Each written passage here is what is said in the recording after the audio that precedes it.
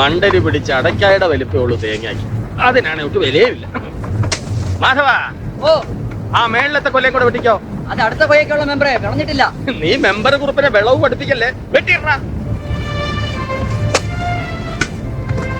അടുത്ത മാസത്തേക്ക് ഉള്ളതും കൂടി കൊണ്ടുപോയാ ഞങ്ങളിവിടെ പട്ടിണിയായി പോകും മെമ്പറെ.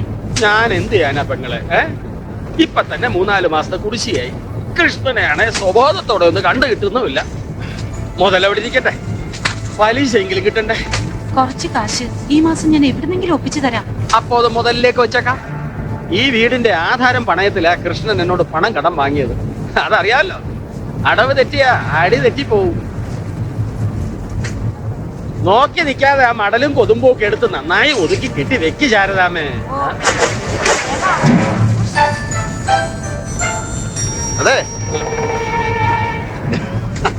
എന്താ കുറിപ്പേ ചെറിഞ്ഞു വീഴ്ത്താൻ നോക്ക?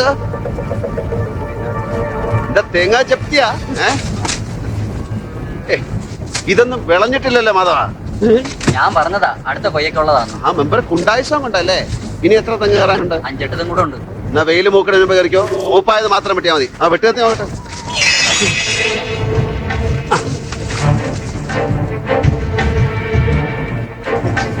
മാധവ, നിന്റെ കൂലി മെമ്പർ തരും. തേങ്ങ 1-2 എടുത്തോ. ഒരു മേൽനോട്ടക്കാരനായി നിന്നതല്ലേ, മെമ്പറും എടുത്തോ 1-2 തേങ്ങ. ബാക്കിയുള്ളത് എണ്ണി കണക്കാക്കി ഇവിടെ കൂട്ടിയിട്ടണം. നിന്റെ കളി കുറുപ്പിന്റെ കുറച്ച് വേണ്ട. കുണ്ടായിസമാര് കാണിച്ചാലും നല്ല പിടയും പിഴയും ഉണ്ട്.